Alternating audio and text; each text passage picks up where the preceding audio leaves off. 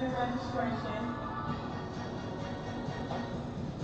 That's the police officer over there that did it.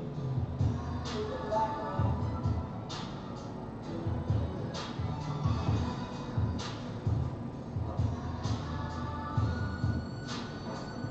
I can't really do shit if they don't care.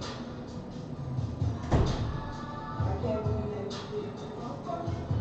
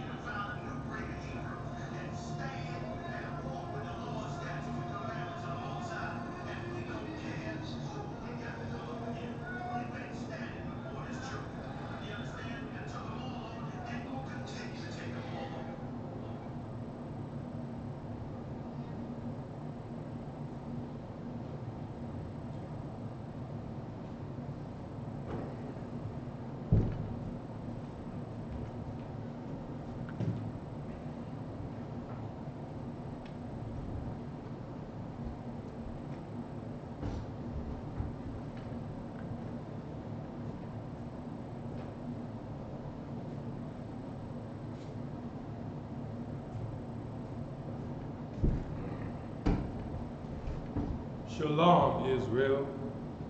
We're the ISUPK.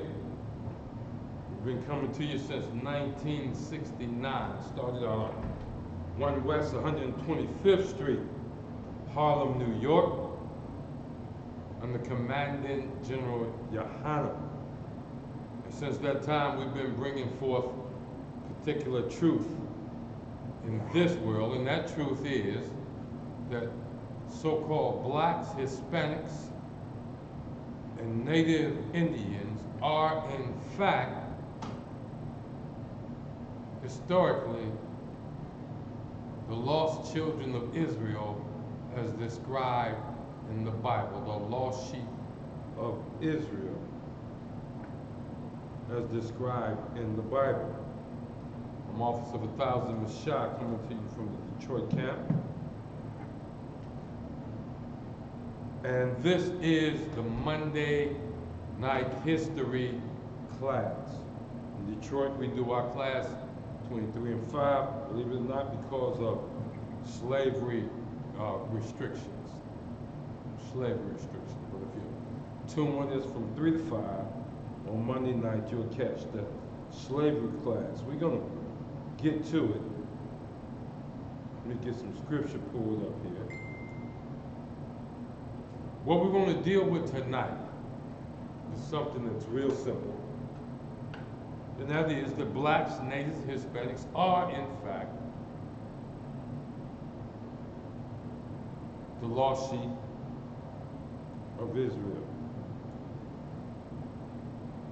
A fact that has been hidden deliberately in the history that you, modern day so-called black, Native, Indian, Hispanic man, this is a history that has been hidden from you. We're going to begin with scripture. And I hope you brought your pen. I hope you brought your paper. This is how we do it. So you can understand when we speak about what the Bible says, we speak as the oracles of God. So we do, and that's in scripture, look it up. We don't speak what we think. We don't speak about how we feel. We speak, thus saith the Lord, as it's written in what? The Bible, that's both Old and New Testament, and those books that were once taken away from us, called the Apocrypha. These are the scriptures. And what we do, and we'll show you how we do that tonight, is we're going to look at what the scriptures say, and we're going to look at history. Scriptures we're going to start off with tonight. We're going to start off with Deuteronomy 27 and verse 1. That's Deuteronomy 27 and verse 1. And what we are attempting to do here is to historically identify who the actual children of Israel are. Now, why is that important? That's important because the current mayor of New York got his panties in a bunch because there's been a number of attacks in the last few weeks on Jewish people. Jewish people. And y'all know who I'm talking about. Those Sephardic and those, I don't know what all their names are, but those so-called Jewish folk, those Edomite looking folk who call themselves Jews. Who call themselves Jews. There's been a number of attacks. In fact, recently in New York City, close to New York, there was a rabbi and his guests attacked in his home.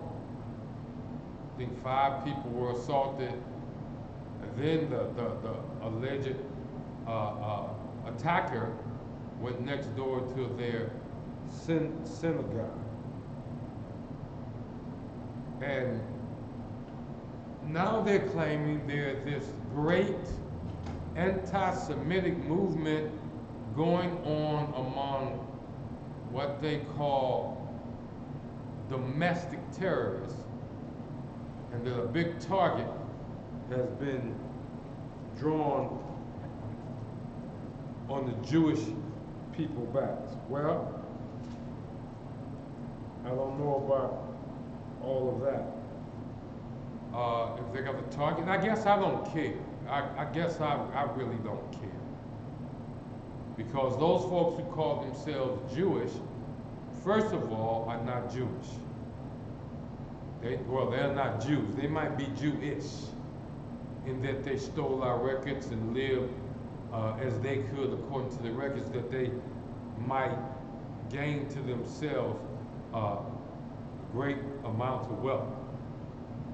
And that, in fact, has been done. In fact, these Jewish people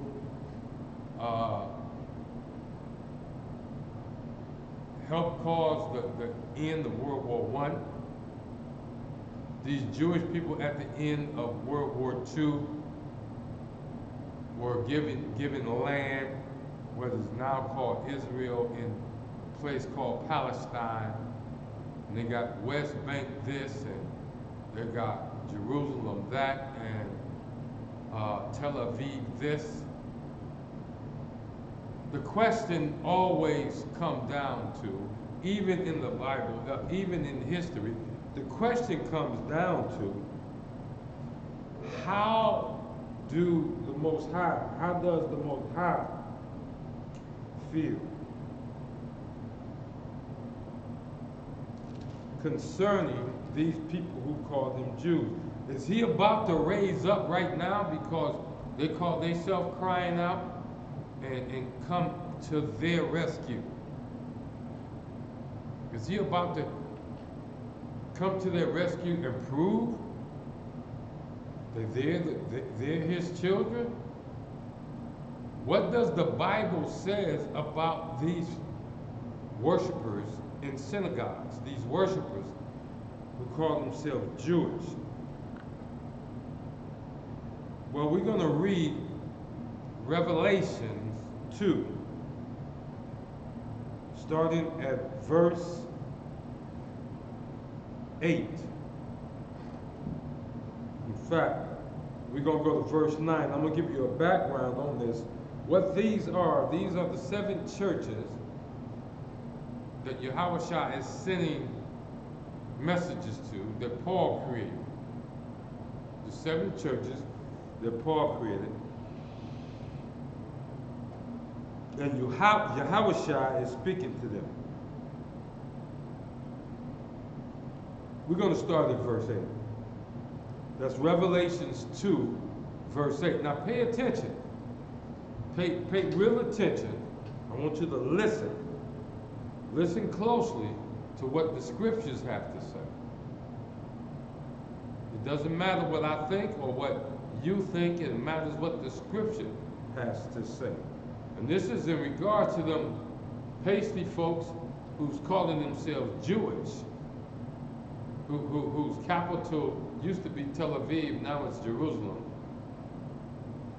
on our piece of land. But we're not going to get into that because the Most High got that covered too.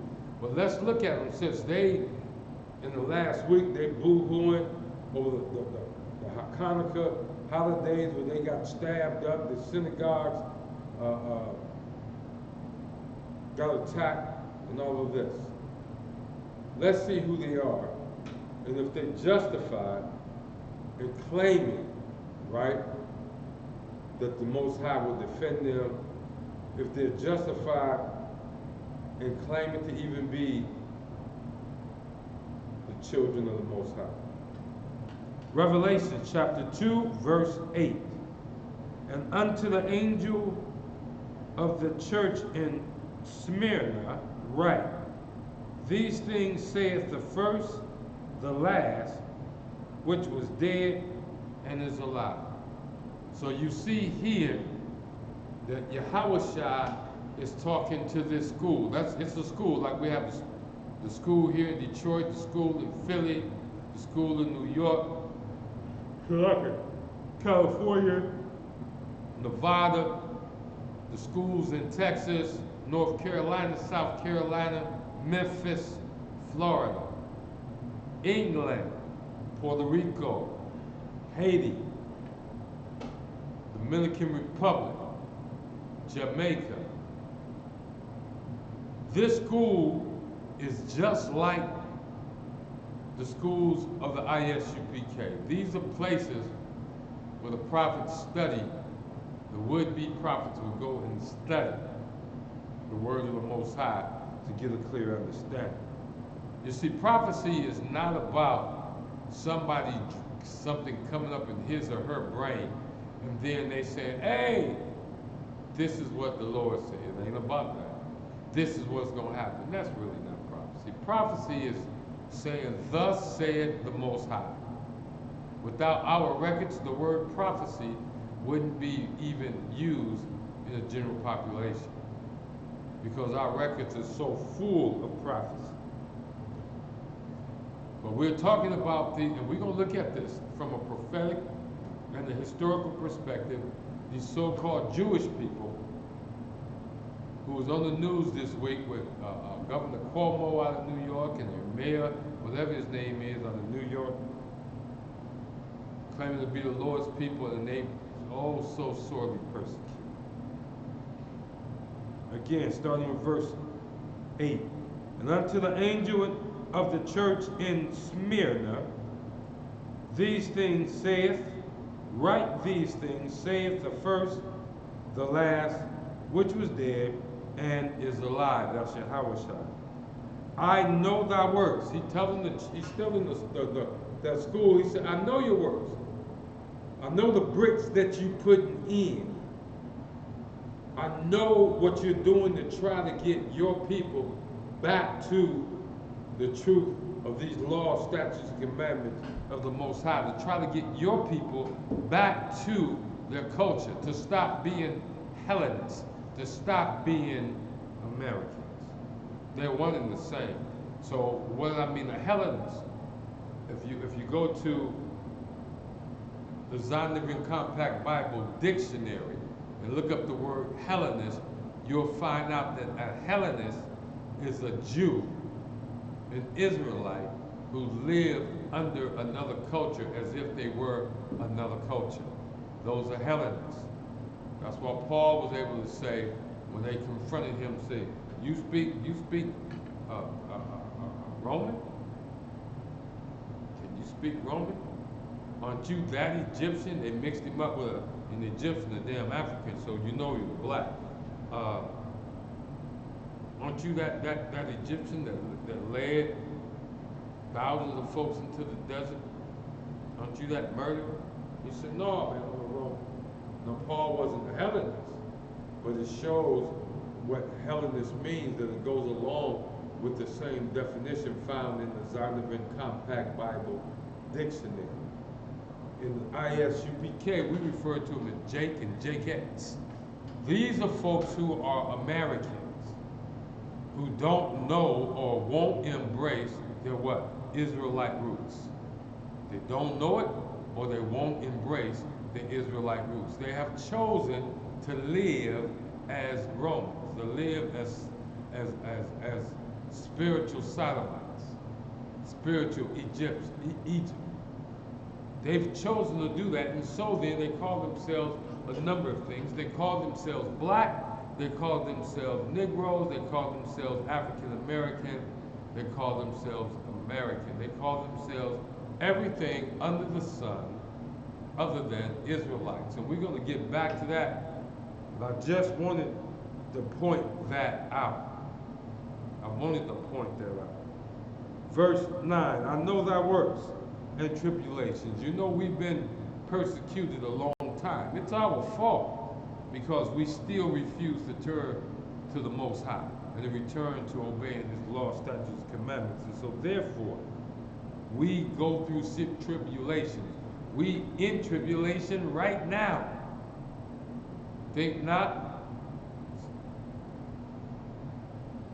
Just as the memory of some young black man, a black boy, a black woman, a black girl is killed by the police begins to fade, what happens? Up jumps another one. we're living in tribulation right now. Our tribulation is so full that even a organization, non-profit, world-renowned non-profit organization ran by an Israelite sister, a Jakette, mind you, because she don't know, called the Southern Law Poverty Center, Southern Poverty Law Center, down south some damn way. I don't even know where it's at. In this tribulation, even this organization, even though it's headed by one of us, contributes to our tribulation. Why? Because they named us, the ISUPK, a hate group. And now, as a result of these attacks on these Jewish people, now they want to come up with domestic violence laws, direct Salakia, not domestic violence, domestic terrorism laws. And who are they going to target as the number one violators of these laws? Those who stand up and speak, thus saith the Lord, who speak from as the oracles of God, who follow these laws, statutes, commandments, and teach here a little, there a little, line upon line, precept upon precept. This is who is about to be targeted. How do we know? Well, the ISUPK keeps up with the news. And just recently, not even a month ago yet, the United States passed a national defense bill, you know, the bill that they have, I don't know exactly what it's called, I don't remember, but it's the bill that funds the military, to make sure the military paychecks of all the soldiers are going to be there, and what money going to be spent on new equipment and clothes and housing, all of this. What money does the military have to work with to accomplish its goal? Well, in that policy, in that law that they just passed and waiting for Donald Trump to sign, they decided that in a place where they wanted to put in some provisions where the military could screen folks for some extremist ways. The Latino brother that wrote the bill, that authored the bill, included specifically in it that white nationalist supremacists or connections to white national supremacists should be monitored and those people kept out of the military. However, when the bill passed, the words they took out specifically was white nationalists. They said it should be directed towards extremist organizations and gangs. Now, just to clear your head on, you know, because there's codes in English speaking. You know, Deuteronomy told us we would be conquered by people who language we would not understand, and you know us niggas don't understand.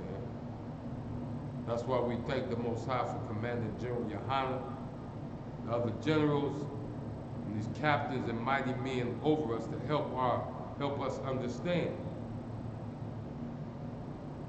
When they say extremists and gang affiliation, these are code words for Latinos, that's right, Mexican, Guatemalans, Puerto Ricans, Latinos, Native Americans, and the so-called black. And by removing white supremacists and white extremists, white nationalists, from the list of what to screen for, the federal government now allows your sworn enemy, white supremacists, militia members, they now allow them to come into the army and the military and not only get training, but to get paid for the training that one day they plan to use against you. against you.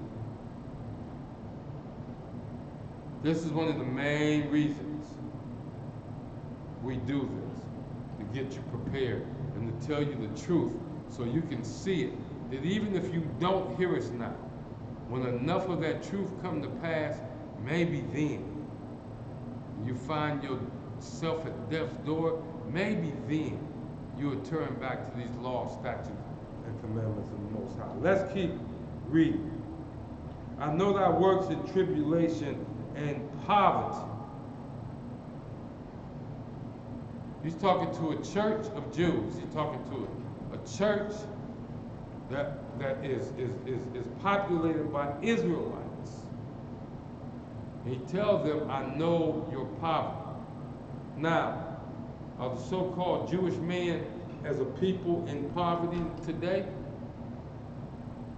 And then I ask you, is there any people amongst the first world nations, you know, Canada, United States, England, Germany, France, Slovakia, are there any people that live in what has to be abject poverty because the Most High, Slovakia, Yahweh Shah took note of it. He said, I know your poverty, but thou art rich. Okay, look, we don't have much. We got very little here in America. Every time we get something, somehow, some way, it seems to get snatched away. And so physically, we have nothing. We don't own our own businesses. Very few of us own our own homes. We don't own enough of our community to even compel the police to show up there when we call. So we must be the poverty that's being spoken of here. And then he said, but thou art rich. And what is Yahweh Shah talking about? We are rich. Here it is. Better than silver, better than gold. It's called the Bible. 1611 edition, including the Apocrypha. These are our records that we ought to study. And once we study them, we ought to be like that king who ripped his clothes off and put on mourning clothes because he realized how far Israel has strayed away from the straight and narrow path outlined in our records. I know thy works in tribulations and poverty, but thou art rich. And I know the blasphemy of them which say they are Jews and are not.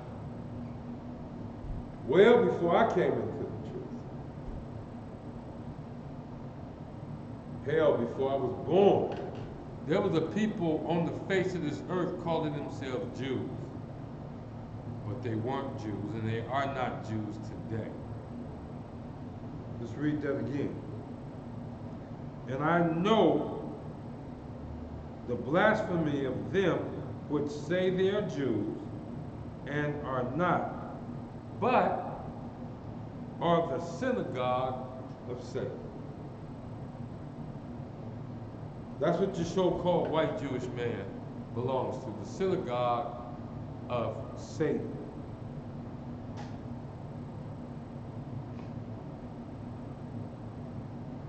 That's who Jewish folks are. There are folks who call themselves Jews and are not. They blaspheme the Most High. They take credit for things that the Most High does, and they blame the Most High for stuff that they do. Like conspiring to own the entire diamond industry and using children under the tutelage of savage African dictators to get all the diamonds out the mine they can get there, called blood diamonds. But for sure, I pulled that scripture because I want you to know who Jews are not. They are not those folks over there in Israel. They're pasty, pale-faced, translucent freaks. They are what? Of the synagogue of Satan. The evil is hell. And whether you know it or not, Israel, the state of Israel, the city of Jerusalem is considered to be the highest, have the highest count of homosexuals in the world. Their whole agenda, though they've stolen our books, we've gotten some of them back. But their agenda is all about self and selfishness. I know the blasphemy of them which say they are Jews and are not, but are of the synagogue of Satan. Fear none of the things which thou shalt suffer. Behold, the devil shall cast some of you in prison, that ye may be tried, and ye shall have tribulation 10 days. Be thou faithful unto death, and I will give thee a crown of life. What these so-called white Jews are doing is operating on selfishness. They've taken our record and said, we do this and this and this, we can amass great wealth. So lucky. And they've proven that to be true. But in light of what went on this week, I have no sympathy for them. You know, they sit on the board of the NAACP, who does nothing for black people. I'm sure they sit on the board of the SCLU. I'm sure they sit on the board of Black Lives Matters. Jewish people sit on the board of the Southern Poverty Law Center. Jews are into everything that has a catastrophic involvement, everything that has Jewish people, not Jews, but Jewish people. Jewish people are involved in everything that has had and will have catastrophic results for us as a people, for Yasharala. For Yasharala. Now, I pull that scripture to let you know that there's another people who call themselves Jews. They are Jewish. And they are all converts. Not one of them is a born Jew. Shit, not one of them is a born Israelite. Not one. And yet, you know them by just the names they put on their businesses. De Beers, it's about diamonds. You see, the Jewish name goes on and on. There's sometimes I have a German Indian, sometimes a Polish Indian, because this is where they were in captivity. But again, they're not Jews, they're Jewish. White folks. And while we on that, we do our best to stay away from titles that are nothing but colors.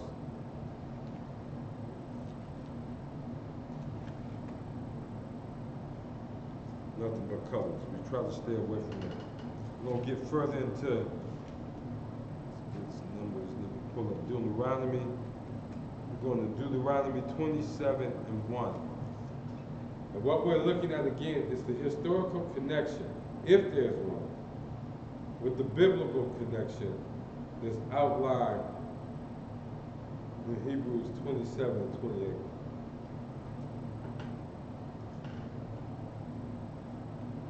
Salakia, Deuteronomy 27:28. We're going to Deuteronomy 27:1 first. And Moses, Deuteronomy 27:1.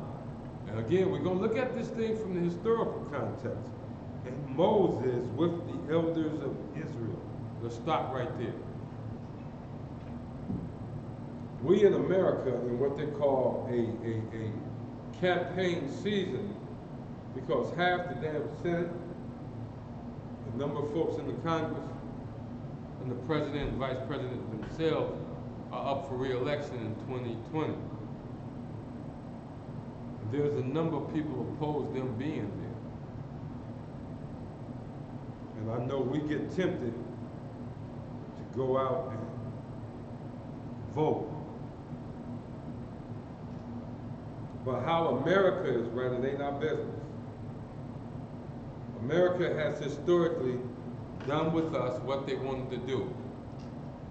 When all they needed was free labor, they enslaved us. And using our labor and our work ethic, they destroyed the American South, the fertility of the American South.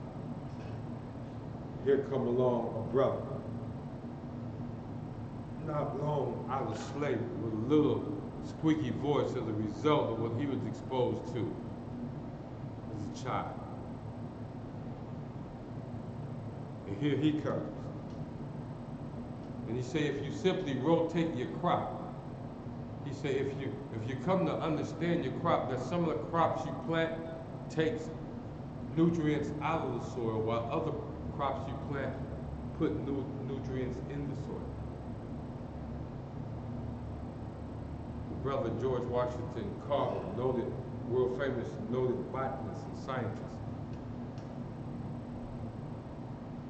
He was able to replenish the land by what he planted on the dead land, and then cause the land to continue to nourish and increase his yield per acre compared to everybody else's. That's when the white folks came in line. Hey, Mr. Washington, got some land out here. You want to come take a look at it? And that's the way our oppressor does. Our oppressor does that. Takes everything we got and claims it for himself. No matter how big or small the person he's stealing from. As long as he's a man or woman of color. Again, we're talking about our history. And Moses and the elders of Israel commanded the people. Commanding General Yohanan sits in the seat of Moses. The generals and the captains and the mighty man officers sits in the seat of the elders for our nation.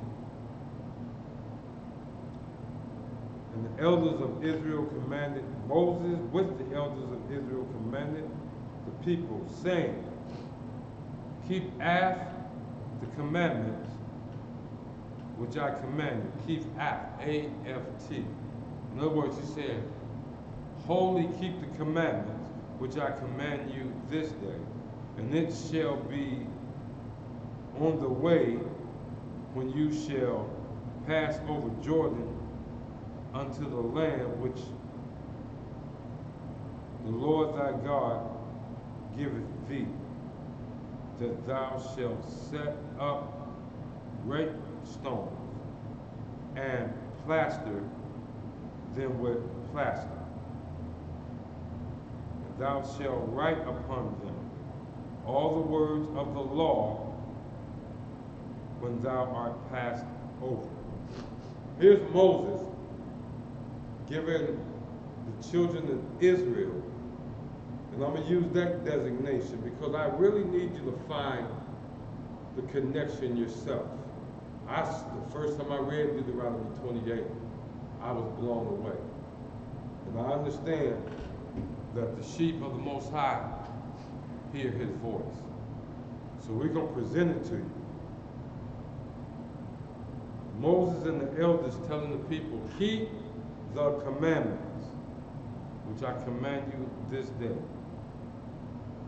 And it shall be on the day when you shall pass over Jordan unto the land which the Lord thy God giveth thee, that thou shalt set there up great stones and plaster them with plaster. First and foremost is we should always be keeping the law, statute, commandments of the Most High. Romans, we find in Romans that the wages of sin is death. In other words, everything we do has a consequence and a payment, a price attached to it. When we sin, that price is death. When we sleep with our brother's wife, that price is death. When we steal our brother's car, that price is death. When we break into his house and steal his video equipment, the price is death. Why? Because it's all sin. When we sleep with a sister and just throw her away, that's death. And when you really look at the society of which you've been raised up in a society of death. Society tells the sisters it's okay to divorce a husband who won't do what she says, and all right to marry another man who will. That's called adultery. That's called adultery, and that means that you had unlawful sex outside of the wedding bed, the marriage bed. You had unlawful sex. And the instruction for that is to get her out of here. Don't take her back. We don't want that evil in Israel. And Moses has commanded the people, along with the elders, keep the commandments. Now, how is that historically important? Well, there was consequences with keeping the commandments and consequences with about not keeping the commandments. And we're going to go over to Deuteronomy 28, starting with the first verse, and look at the consequences of keeping the commandments. And it shall come to pass, if thou shalt hearken diligently unto the voice of the Lord thy God, to observe and to do all his commandments, which I command thee this day, that the Lord thy God will set thee on higher above all nations. Thank you. And it shall come to pass, if thou shalt hearken, that means you shall listen closely, diligently, closely, pay really, really good attention unto the voice of the Lord thy God, to observe, that means to watch him, and to do, that means to what? Carry them out. All his commandments. A few of his commandments says here, all of his commandments. Well, what about the commandments you like? It says here, and to do all his commandments. Well, what about the ones that show you out to be a chauvinist? To do this day, Salaki, that the Lord thy God will set thee on high above all nations of the earth. When? If you hearken diligently unto the voice of the Lord thy God, to observe and to do all his commandments. It's all we had to do. That's all we have to do now. Well, let's look at verse 28, because again, I'm telling you, historically, that's all we have to do now is return back to his commandments, his law, statute, commandments. That's all we have to do. You want to know why your neighborhood, black man, black woman, why your reservation, native man, native woman, why your barrio, Latino man, Latino woman, if you want to know why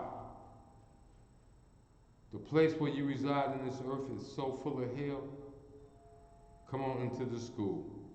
If you're here in Detroit, remember we're at 12355 Gratiot, right next door to Boost Mobile. We conduct classes 6 days a week. Don't run from us. We won't hurt you. Don't run from us. We won't hurt you. Let's get back to the scripture. We'll go to Deuteronomy. Write this down. Chapter 28, verse 1. In Deuteronomy 27, verse 1, we saw Moses giving the command to keep the commandments.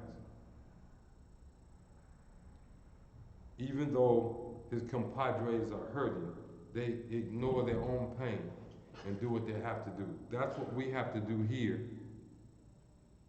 in Israel, here in Michigan. in Detroit. It's not always easy walking in this truth, but we have to ignore the pain and stay on this path. Those of us that's on it, rest of you who don't know what the hell I'm talking about, we trying to get you there. So we're going to Deuteronomy 28, verse 1. Again, we see who Moses was talking to.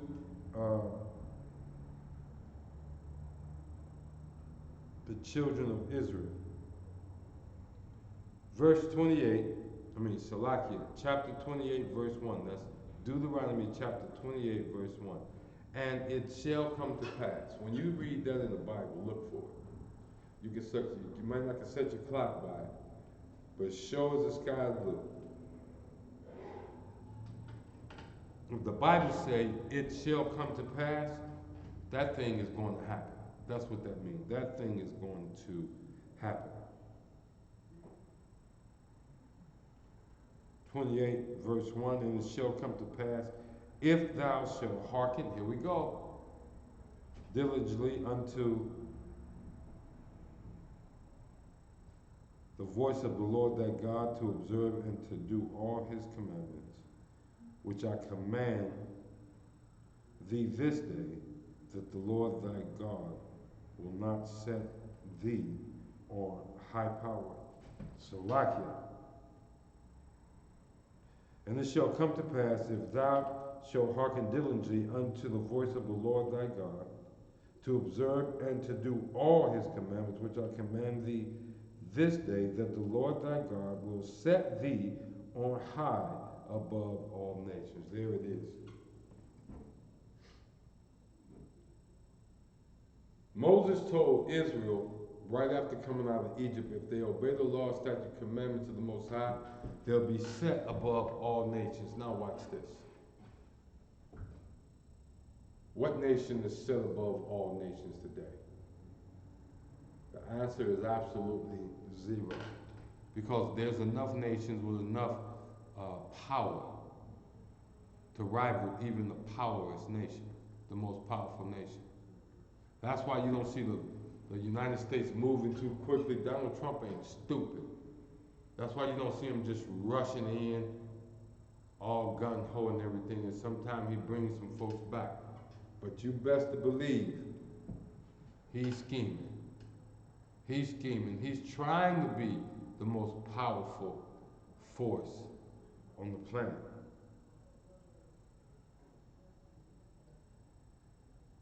If thou shalt hearken diligently unto the voice of the Lord thy God, to observe and to do all his commandments, which I command you this day, that the Lord thy God will set thee on high above all nations.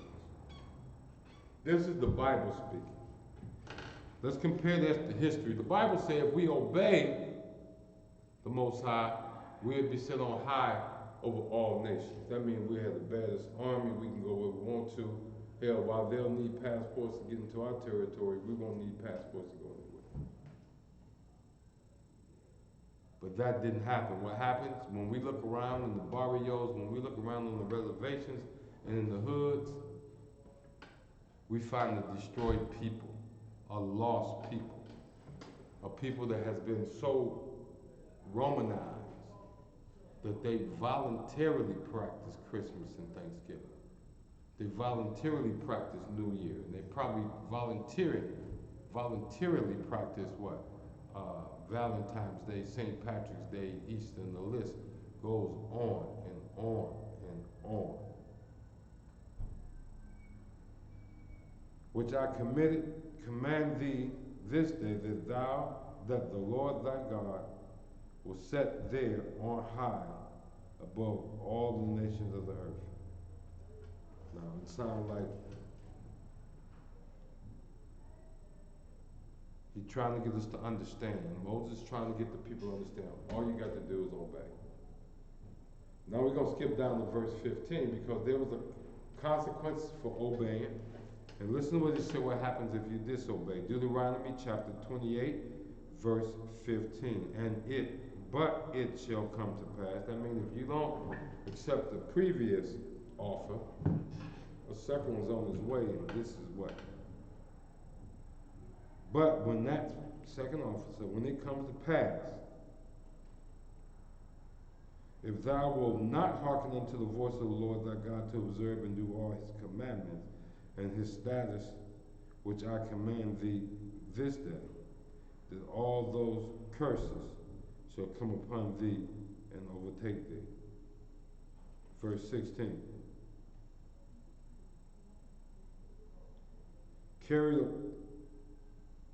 Cursed shalt thou be in the city, and cursed shalt thou be in the field.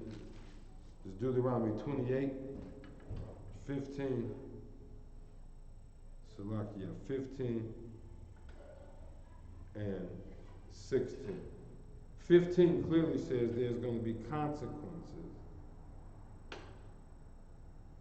if you don't comply. And that's the way the Edomites are. That's the way our oppressor is. He wants you to do it his way or there are consequences. He's already got all the guns.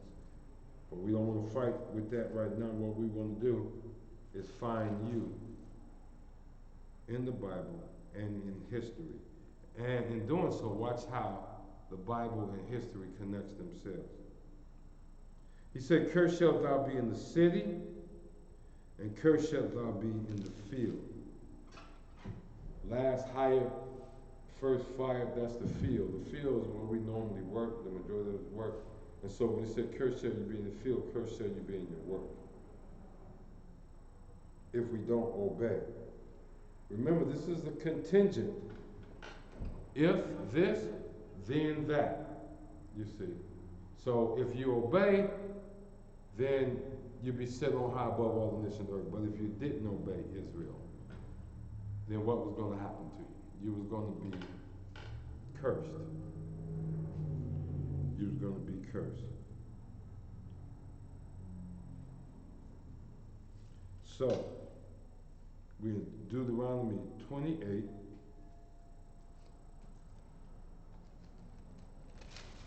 Let's go to verse 32. Can you see yourself in this, you know? Can you see yourself cursed when it comes to your job? Can you see yourself cursed when it comes to the neighborhood you live in or you feel you have to live in? Or do you feel yourself cursed based on the neighborhood you're running away from? For my brothers and sisters that go out there and gotta live on 23 Mile when you used to be on Chalmers and Outer Drive. You see. You ain't no use in running. You can't run from the Most High. Ain't no use in running. You go out there, be peaceful a little while, then you're going to be back consulting with the ISUPK. Deuteronomy 28.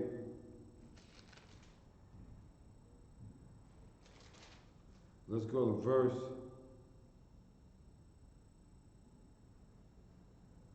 18. Cursed shall be the fruit of thy body and the fruit of thy land, the increase of thy kind, and the flocks of thy sheep. Cursed shalt thou be when thou comest in, and cursed shalt thou be when thou goest out. That's up to from 15 through 19. Let's drop down to verse 32, and it reads, thy sons and thy daughters shall be given unto another people, and thine eyes shall look, and shall fail with longing for them all the day long. And there shall be no man, no might man in thy hand. And this is a shame. When we look at history, when you look at our Latino brothers and our Latino sisters having their children taken away from them, put in dog cages on the border, some immigration detention facility. You got to see that this is true. There's nothing they can do to get their kids back. When you look at the Native American sisters that's come up missing over the last, let's say 10 years, so many of them that people don't even look for them. Can you see your condition? Can you see your condition. When you look at the ghettos and the burnt out houses and the overgrown lawns, even though the city's contracted to keep empty lawns cut.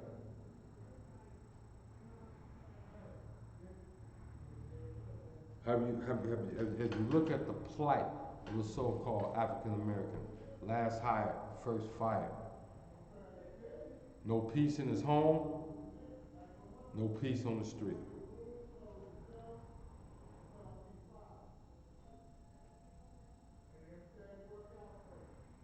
And there shall be no might in thine hand. Talking to the black man. And nothing we could do about that. Why? Because we are lost people. And we're doing everything except for what the Most High requires us to do. Let's keep reading. Let's go to verses 48 through 50. 28. This is Deuteronomy 28, starting at verse 48. Therefore, thou shalt serve thine enemies, which the Lord shall send against thee, in hunger and in thirst, and in nakedness, and in want of all things. And he shall put a yoke of iron upon thy neck until he have destroyed thee.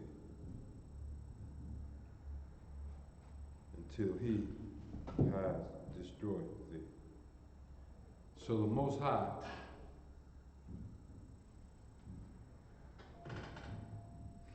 as much as he loves us, once we disobey,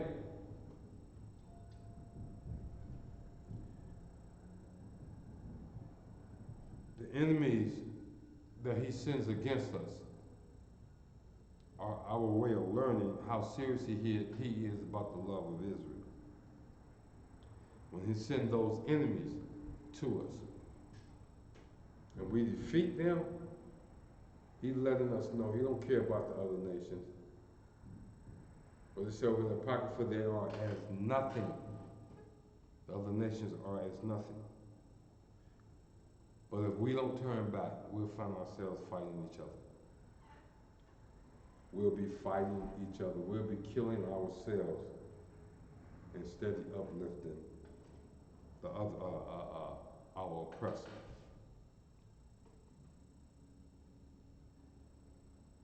Therefore shalt thou serve thine enemies, which the Lord shall send against thee, in hunger and in thirst and in righteousness.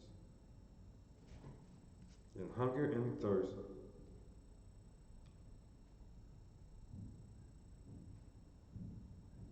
Therefore shalt thou serve thine enemies, which the Lord shall send against thee, in hunger and in thirst and in nakedness and in want of all things, and he shall put a yoke of iron upon your neck. Now we're finna get heavy until he hath destroyed you. Let's explain the first part of that. You shall serve your enemy in hunger. What is it saying? That means if you're an Israelite, if you're a member of an Israel of the nation of Israel,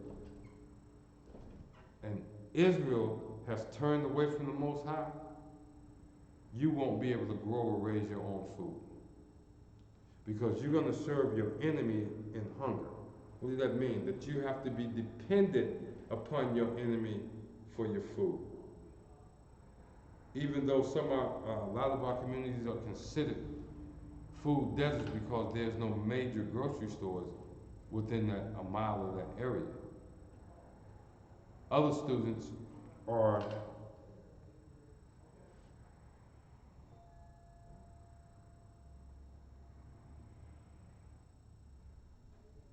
not students, but a food desert. Within the food desert, there are other stores. And those stores are like minor grocery stores, party stores. They don't count.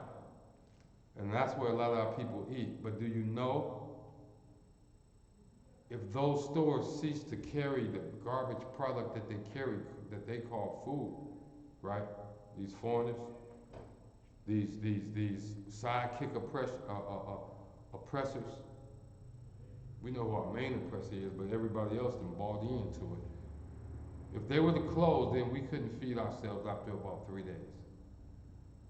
We'd be done. That's, after all the looting, they go in and all that's gone. Then we can't feed ourselves. Why? Because we don't own any farms.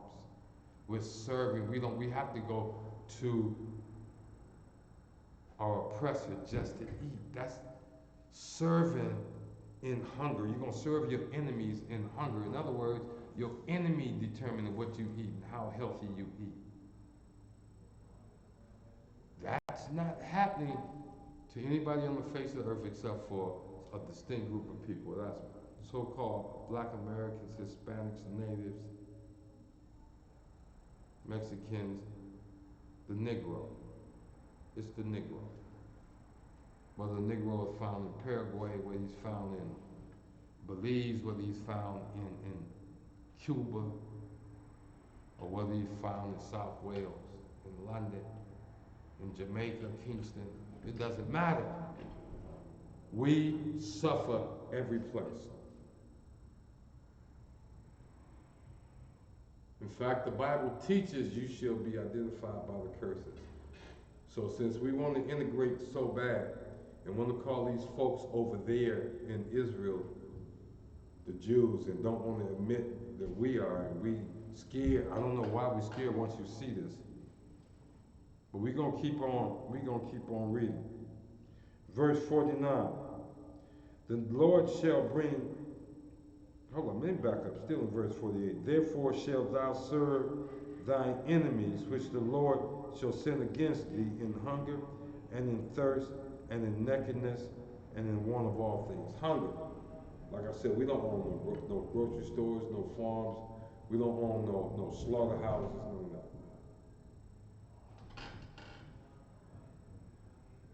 that. In thirst.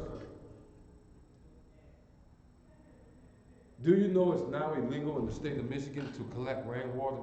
Last time I checked. If you got a rain barrel out there and you want to collect your own water, somebody, a police officer, can come up to you, tip your water over, and give you a ticket. That's crazy. And that has happened in black communities. But in white communities, no. You look around, they got all type of water conservationists. They got, they use rainwater. They collect rainwater and water their flower gardens, shit like that. And they don't have a problem with it. But in our community, why? Because we're going to serve our enemy in thirst. Why? Because we refuse to obey the law, statutes, and commandments of the Most High. And in nakedness. I remember I was a small boy when this was happening. But I watched my sisters over me, going out to some social event, and it took them a month between her and mama to get that dress together because they made it. They found it in the magazine, looked at it, mother created a pattern, cut it out, and they went and bought some material. And now, what do? All our clothes we have to get from Walmart or some other ungodly expensive place. Tailoring and sewing clothes is a lost art among us. It's a lost talent among us. I see it coming back. 313 ISUPK, they're doing their thing. I see it's coming back. Where sisters are starting to sew again. It's on a small level. We got patches going on. Some of the sisters working with CSC machines, different things like that. Label makers, Cricut machines, and they do a wonderful job up here in Detroit. That family, Hadar Yala's family, they understand and they manufacture, clothes, headpieces, There's a number of things you can get from them, but that's a skill, making our own stuff. And the only reason I would say that brother and his wives are able to do that is because they are in the truth. They are in the truth. But because Israel turned their back on the Most High, Israel in general, serving their enemies in nakedness. And in one of all things, no matter what you need, you got to go to your oppressor for it. You need a driver's license, go down to the Secretary of State, ran by the oppressor. You got that? You don't own your own grocery store, so you buy your food from somebody else. You don't know any car dealerships, so you, even in your own hood, you have to go to a foreigner to get to the oppressor to get your car and to get your insurance. We serve the oppressor. We're the only people on the face of the earth that serve the oppressor in the want of all things. Of all things. We don't control our schools. We don't control our food supply. We don't control our water supply. We have no weapons. We have no manufacturing that we own. We got all type of capability.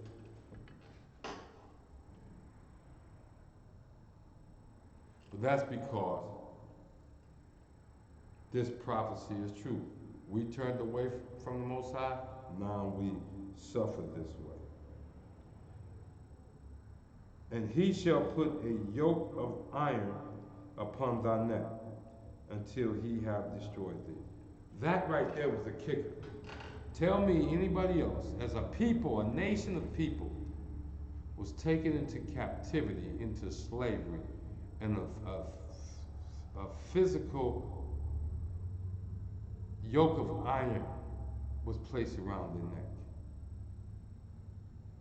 That's us.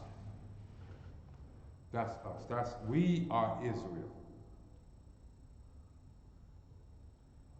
Now, who is this nation he's talking about? And the Lord shall bring a nation against thee from afar, from the end of the earth, as swift as the eagle flieth, a nation whose tongue thou shalt not understand. One of the great symbols of America is that damn eagle. And here we can't deny that the nation that came against us from the far ends of the earth was the American slave trade. 100 million dead in the process.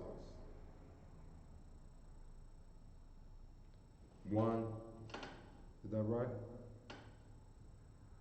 Yeah, 100 million. Yeah, a lot of us. 70 million, 77 million Native Americans massacred. 77 million Native Americans. And I can't even count our Latino brothers, our Mexican brothers,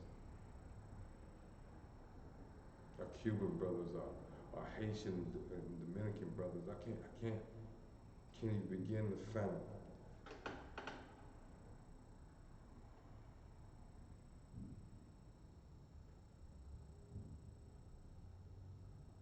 I do know that we serve these bastards. We've had these chains on our neck. Verse 49, the Lord shall bring a nation against thee from afar, from the ends of the earth, as swift as the eagle flieth. That's America. A nation whose tongue thou shalt not understand. You know, more brothers locked up, more than a little bit, locked up because they don't understand how to work the law. And you see a lot of brothers do get out because they get in there and they learn that language. One of the hardest languages in the world to learn is to speak English.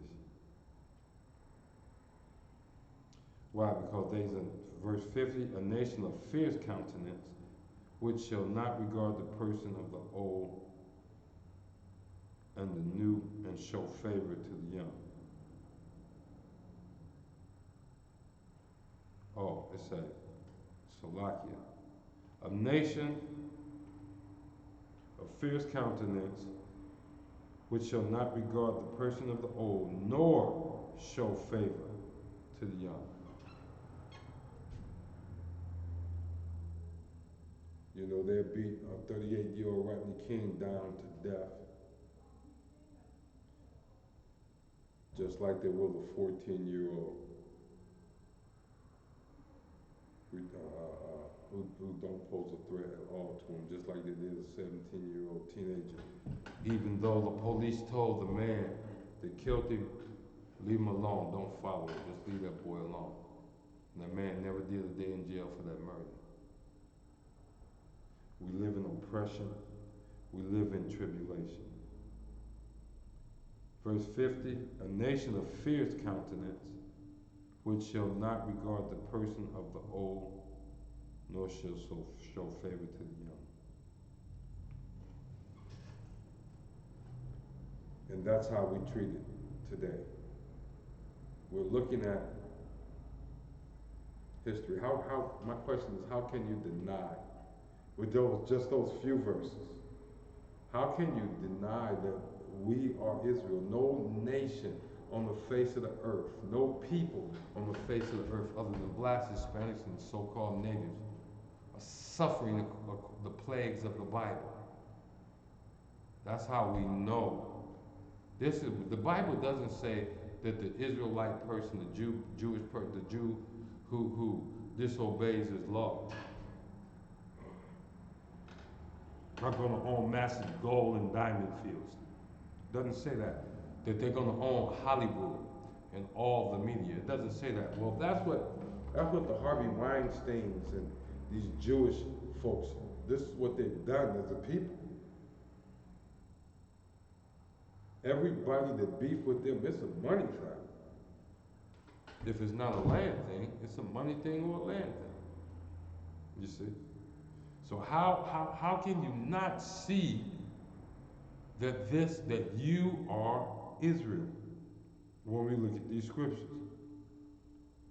Okay, we're going to drop that, go to 28 and 64. And the Lord shall scatter thee among all people from one end of the earth even unto the other, and there thou shalt serve their gods, which neither thou nor thy fathers have known, even wood and stone. Now, I don't know if you're familiar with how the Muslim worship, but here in America, you know, Elijah Muhammad and they brought that black Muslim to America via Chicago and all that. And they've taught them to be good Muslims. And what good Muslims do is at least once in their lifetime, as often as they can, they make a Mecca, they make a pilgrimage to Mecca. And they walk around a goddamn stone, a big ass meteor, a rock. And they put their head in the rock and kiss the rock, and they walk around. They worship a rock. They worship a rock. Christians, on the other hand, what do? They give you a figure of this white boy nailed to a cross, because the Bible says he was hung on a tree, hung on a cross. And so now they got a big ass wooden cross in the church that you bow down in front of. What kind of sense do that make? Let me ask you this. If Yahushua was killed by getting ran over by a Good Humor ice cream truck, would you put a goddamn Good Humor ice cream truck in your church? Would you put one around your neck or put them on for earrings? That's what you do with the cross. That was the instrument of death for Yahushua. That cross. That was the instrument of death. And today, my goodness, it's a major jury industry, just religious jury. The cross is everywhere, and it's the major sign of Christianity. The black folk, you all should have known that what they was doing with this thing called a cross had nothing to do with you when they was burning the same damn cross in your front yard, trying to get you to come out so they can kill you.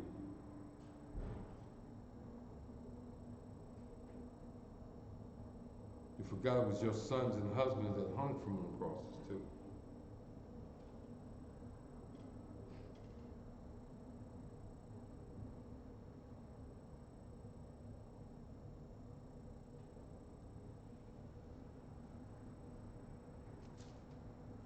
And the Lord shall scatter thee among all people. Now that's a phenomenon that might be reserved. No, that's all of Israel. I don't care where you go. I've lived in Mexico. Well, I've visited Mexico a couple of times, a few times. That's us. I've been to Panama. What the hell? You know that's us. Been to Korea twice. Brothers even left their seed in that country where the fathers of a lot of the babies over there are Israelites.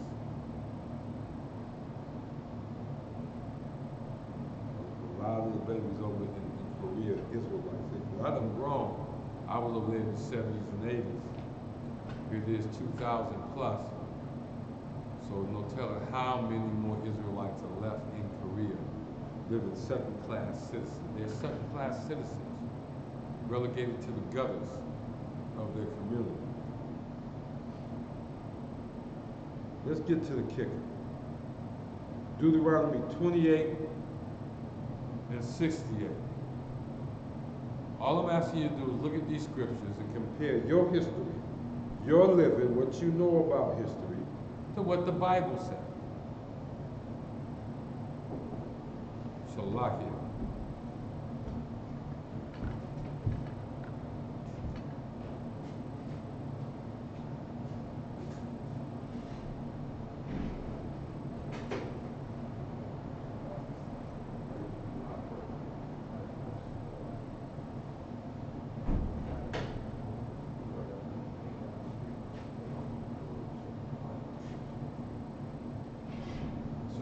Israel. Young student walking in the door. Keep it going. Deuteronomy 28, verse 68. This to me, this is the how you can deny who this belonged to after reading just these few verses. And I suggest you read all of Deuteronomy 28.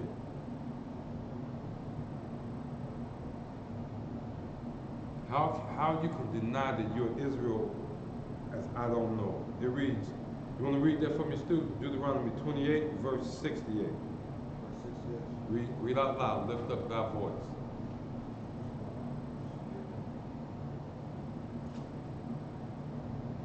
Deuteronomy, chapter 28, verse 68. And the Lord shall bring thee into Egypt again with ships. Hold on. And the Lord shall bring thee into Egypt again with ships. Now, I'm gonna pick on the Christians a little bit because they look stupid. They don't understand stuff. The Christians say, okay, well, we ain't in Egypt. Oh, but yes we are, because what? They don't have a good breakdown on this. First of all, when you look at the word Egypt, what does it mean? Where did that word come from? Bondage, sir. Bondage. Bondage. The student is absolutely correct. Egypt is a Greek word that means bondage. If you really want to know what that town name was prior to being Egypt, all you have to do is research and you'll find out it was Mizraim. Mizraim. However you want to pronounce it, but Mizraim was the name of that country. It was the Greeks that called it Egypt. And that's why when you get this Bible after the Greeks had been in power, remember the Bible got written back then, and so when it got translated, that nation, by the time it was known as Egypt, it was named that by the Greeks. How do we know that the Greeks are right, that Egypt is means bondage? Well, go to Exodus 20 and get me around verse 4. Matter of fact, you might, verse 4. Make it verse 2. Verse 2. Exodus 20, verse 2. Mm-hmm. I am the Lord thy God. Okay, who's talking? The Most High is talking. He said, I'm the Lord thy God. Read.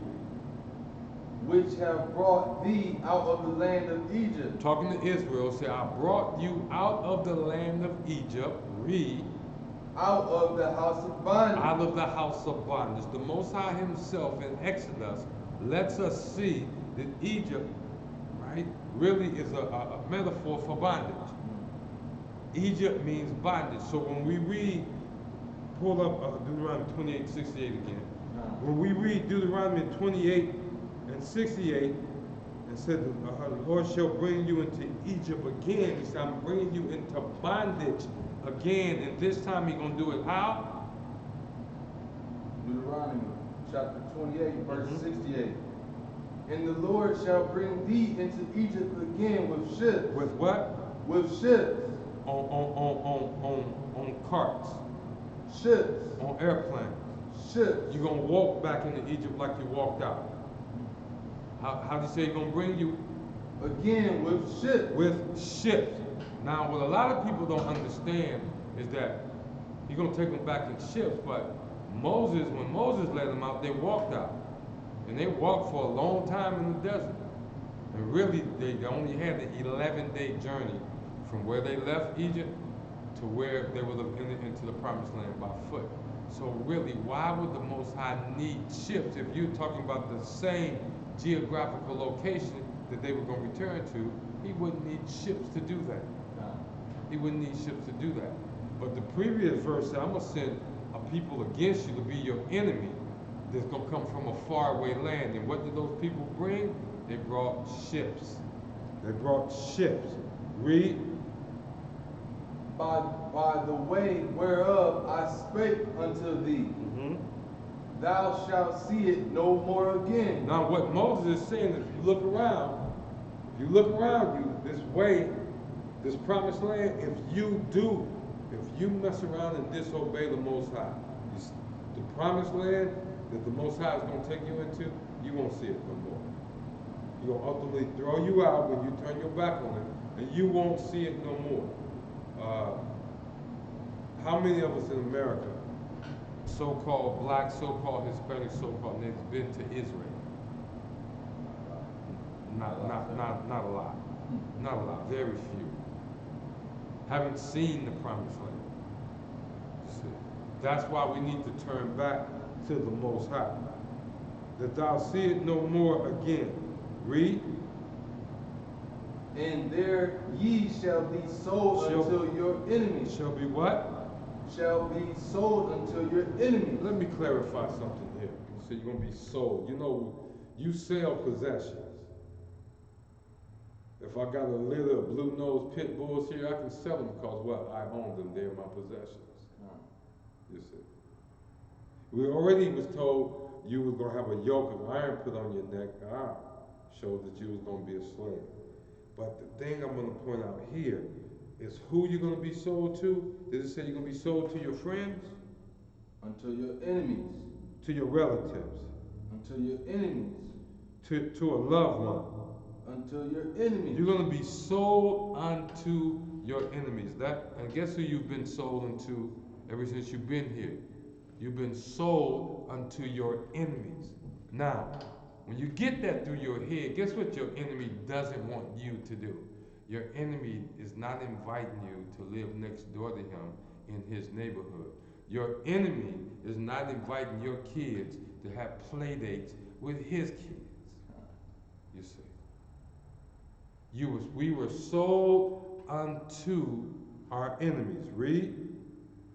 For bondmen. For bondmen, that's slave men. Read. And bondwomen. And slave women. Read. And no man shall buy you. And that means you shall not be redeemed. You cannot be bought out of slavery. There's no human being on the face of this earth that can pull you out of slavery as a people. The only thing that pulls us out of slavery as a people is that the man appointed by the Most High to be under Yahushua holds on to his sword and keep teaching. And what happens? What has happened over the years? He taught, brothers gathered to him, those brothers learned, they taught. Other brothers gathered to him, and There was some ups, there was some downs, and today we got a school. So big that when we celebrate the Passover, we will do it in an arena in 2020. If Yahweh Shai doesn't come back before then, we'll be inside an arena, one of those county centers, arenas. And that's where we're going to celebrate our Passover. Why? Because Commanding General Yohanan brought it back where General Mahaiman and all the other generals, they are steadfastly holding on to this truth and passing it down to the captains and to the officers who pass it down to the troopers and to the students and to their families, and we grow. And we grow. Historically, you can match up Deuteronomy 28 with your condition today as a people. If you just look at the condition of so-called blacks, look at the condition of so-called natives, look at the condition of so-called Hispanics, and see them, don't they parallel exactly Deuteronomy 28, beginning at verse 15, those curses. That's how we know we are Israel. And what did Revelations 2 and 8 say about them folks who called themselves Jews?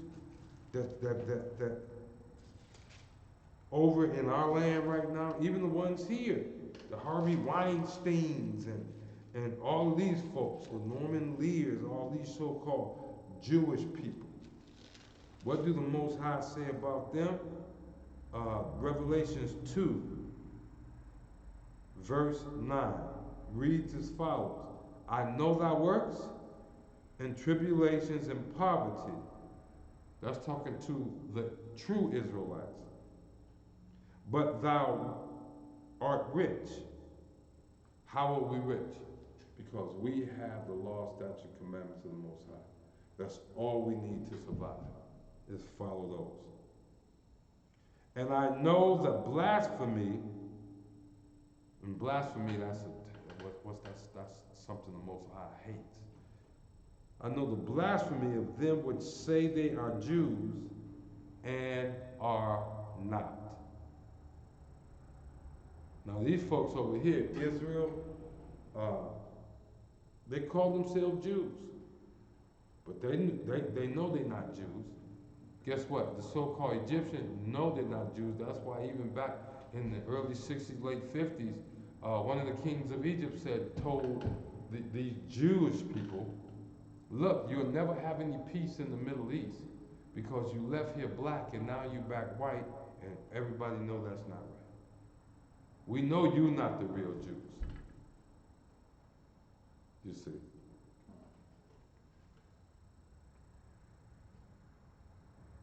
He said, I know the blasphemy of them which say they are Jews and are not. Them folks over there are not Jews,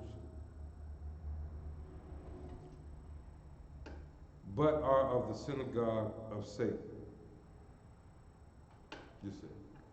That's who your Jews are. Your De Beers, what's the Hellman Diamonds, all these different diamond companies that are Jewish diamond companies, Norman Lear, and all these folks that produce all these movies and run Hollywood, these Jewish people that run Hollywood, the Jewish people that, look at here, it's the Jewish man, right, that runs the record companies.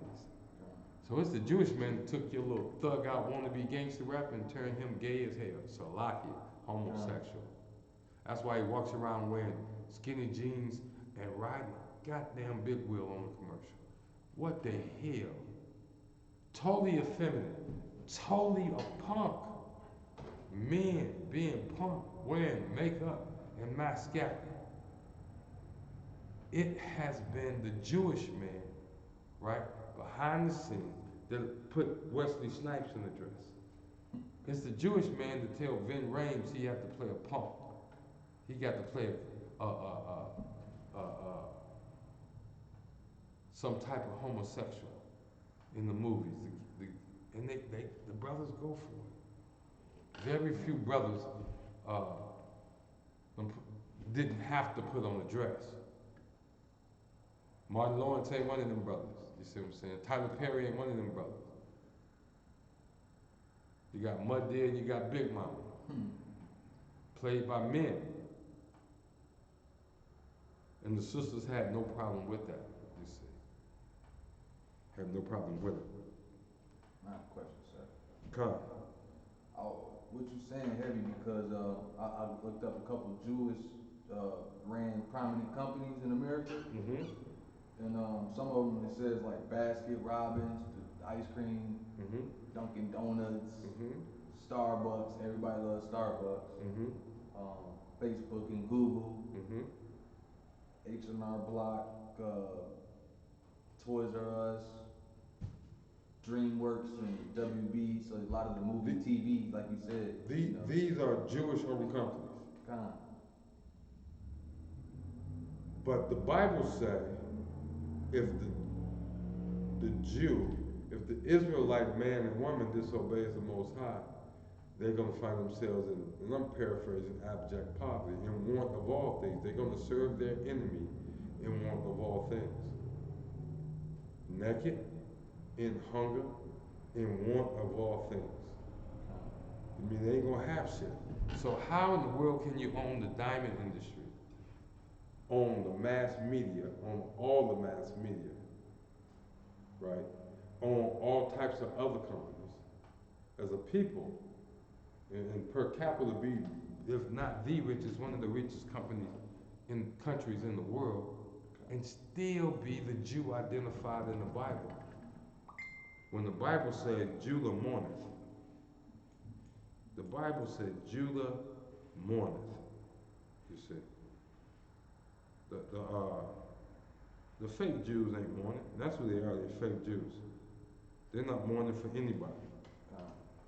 They living a life of wild. They so wild, like I say, Israel is the home of homosexuality. They go over there and you can go over to Israel if you're a homosexual, do any damn thing you want to. And you never hear about the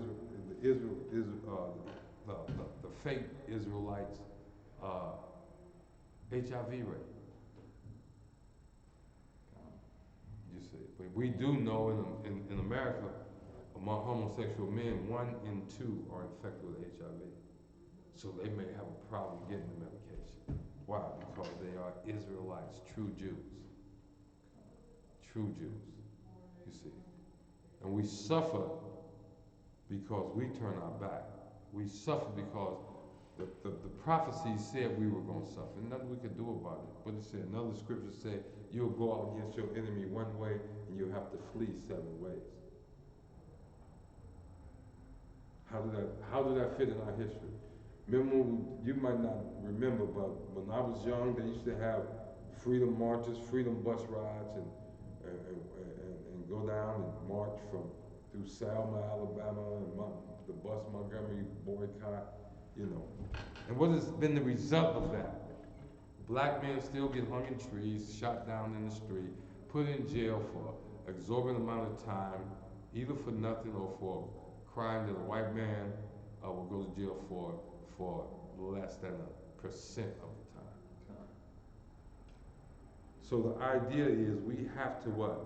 Stay separate. We have to stay separate from these people. We have to get separate. If we don't get separate, we're not going to really learn our history. And our history begins right here in the Bible. Our history begins right here in the Bible. I'm going to go over those scriptures again, write them down if you don't have them. It's Deuteronomy 27:1, 28:1, 28:15-16, Deuteronomy 28:32, Deuteronomy 28:48-50, Deuteronomy 28:64, Deuteronomy 28:68. Our side scriptures, the ancillary scriptures with that included Revelations chapter 2, beginning at verse 8, that's verses 8 and 9, and Exodus chapter 20, beginning with verse 2, I believe it was. Before we go, I want to remind you, we are the ISUPK. We've been doing this since 1969.